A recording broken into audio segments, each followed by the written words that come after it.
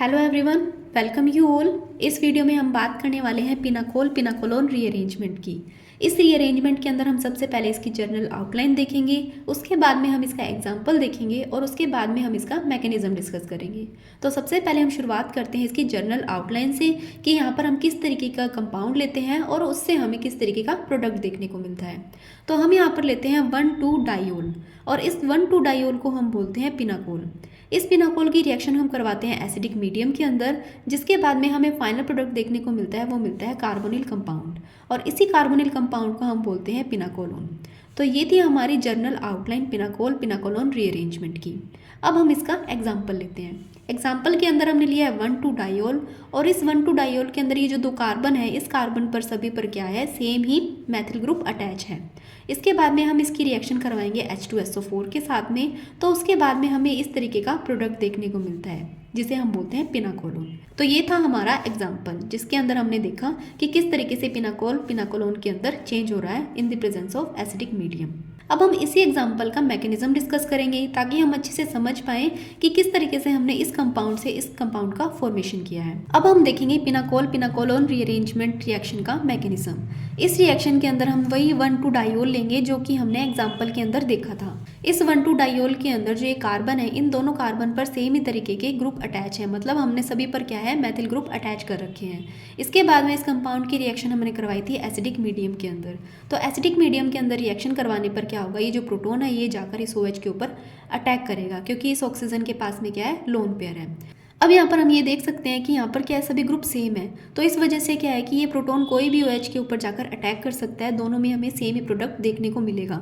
लेकिन अगर ये ग्रुप अलग अलग हो तो हमें क्या है, पहले देखना पड़ेगा कि कौन से OH पर जाकर ये वाला प्रोटोन है वो अटैक करने वाला है और उसके हिसाब से हमें प्रोडक्ट का फॉर्मेशन करना पड़ेगा। तो इसी का एग्जाम्पल हम आगे देखेंगे, लेकिन सबसे पहले हम इसका मैकेनिज्म जान लेते हैं कि ये किस तरीके से रिएक्शन है वो प्रोसीड हो रही है। तो हमने यहाँ पर क्या किया था, इस प्रोटोन का अटैक करवाया था इस OH के ऊपर।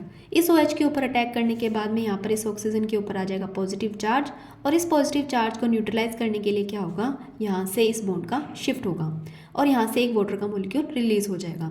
जैसे ही यहाँ से इस वाटर का मॉलिक्यूल रिलीज होगा तो यहाँ पर इस कार्बन के ऊपर आ जाएगा पॉजिटिव चार्ज, यहाँ पर एक कार्बोकैटायन का फॉर्मेशन हो जाएगा।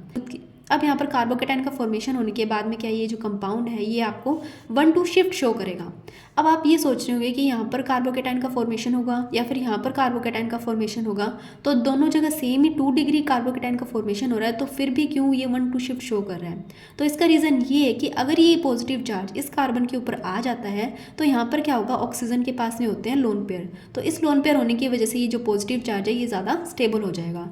और हमें पता है कि केमिस्ट्री के अंदर कोई भी कंपाउंड होगा वो ज़्यादातर क्या है, स्टेबिलिटी को गेन करने की कोशिश करेगा। तो इस वजह से क्या होगा, ये हमें 1,2 शिफ्ट शो करता हुआ दिखाई देगा और इस तरीके का कंपाउंड देखने को मिलेगा।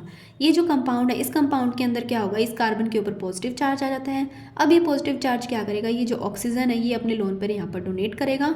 लोन पेयर जैसे ही डोनेट करेगा यहाँ पर क्या होगा, डबल बॉन्ड का फॉर्मेशन हो जाएगा। जैसे इस कार्बन और ऑक्सीजन के बीच में डबल बॉन्ड का फॉर्मेशन होगा, इस ऑक्सीजन पर आ जाएगा पॉजिटिव चार्ज। अब इस पॉजिटिव चार्ज को न्यूट्रलाइज करने के लिए ये जो प्रोटोन है, ये प्रोटोन क्या करेगा, अपने इलेक्ट्रॉन डोनेट कर देगा और यहाँ से प्रोटोन का रिमूवल हो जाएगा। तो हमें फाइनल प्रोडक्ट मिलेगा इस तरीके से, जो कि हमारा है पिनाकोलोन। तो ये थे हमारे इस रिएक्शन की मैकेनिज्म। और ये जो रिएक्शन है ये हम कहाँ पर यूज़ करते हैं, ये हम यूज़ करते हैं जब हमें साइक्लिक डायोल से बनाना हो स्पायरोसाइक्लिक कीटोन। तो जब हम यहाँ पर देखेंगे, हमने यहाँ पर लिया साइक्लिक डायोल, इसकी रिएक्शन हम करवाएंगे एसिडिक मीडियम के अंदर, तो यहाँ पर क्या होगा, स्पायरोसाइक्लिक कीटोन देखने को मिलता है। इसमें भी सेम ही मैकेनिज्म फॉलो होगा, लेकिन जो यहाँ पर हमने मैथिल शिफ्ट की थी, तो ये जो कार्बन है ये वाला कार्बन क्या होगा, इस यहाँ पर जाकर बॉन्ड बना लेगा, तो हमें इस तरीके का प्रोडक्ट देखने को मिलता है। अभी हमने जो एग्जाम्पल देखा था उसके अंदर हमने देखा था कि जो हमने 1,2-डायोल लिया था, उस डायोल के अंदर जो दोनों कार्बन थे उन सभी पर सेम ही ग्रुप अटैच थे। लेकिन अब हम इस एग्जाम्पल के अंदर देखेंगे कि अगर हम यहाँ पर जो इनके ग्रुप है वो डिफरेंट कर दे, तो ये जो प्रोटोन है ये प्रोटोन कौन से वाले OH पर जाकर अटैक करेगा। तो इसी के लिए अब हम इसका मैकेनिज्म देखेंगे। तो सबसे पहले हम यहाँ पर लेते हैं इसी 1,2-डायोल को, जिसके अंदर हमने एक कार्बन पर 2 फेनिल ग्रुप अटैच कर रखे हैं और एक कार्बन पर हमने 2 एल्किल ग्रुप अटैच कर रखे हैं। इनकी रिएक्शन हम करवाते हैं एसिडिक मीडियम के अंदर, तो ये प्रोटोन क्या करेगा, ये प्रोटोन जाकर उस वाले OH के ऊपर अटैक करेगा, जिसके बाद में बनने वाला जो कार्बोकेटाइन है वो मोस्ट स्टेबल होगा। तो जब हम इस OH के ऊपर अटैक करवाएंगे तो यहाँ पर जो कार्बोकेटाइन होगा वो ज़्यादा स्टेबल होगा, क्योंकि यहाँ पर दो क्या है, दो फाइनल ग्रुप अटैच हैं और ये क्या करेंगे, रेजोनेंस होने की वजह से कार्बोकेटाइन को स्टेबलाइज करने में हेल्प करेंगे। तो इस वजह से क्या है, ये जो प्रोटोन है, ये प्रोटोन क्या करेगा, ये इस OH के ऊपर जाकर अटैक करेगा। हमें इस तरीके की स्ट्रक्चर देखने को मिलेगी। अब यहाँ पर इस ऑक्सीजन के ऊपर आ जाता है पॉजिटिव चार्ज। ये पॉजिटिव चार्ज को न्यूट्रलाइज करने के लिए बॉन्ड इधर शिफ्ट होगा और यहाँ से एक वाटर का मॉलिक्यूल रिलीज हो जाएगा। वाटर मॉलिक्यूल रिलीज होने के बाद में यहाँ पर बनेगा कार्बोकेटाइन। कार्बोकेटाइन फिर से क्या करेगा, 1 2 शिफ्ट शो करेगा।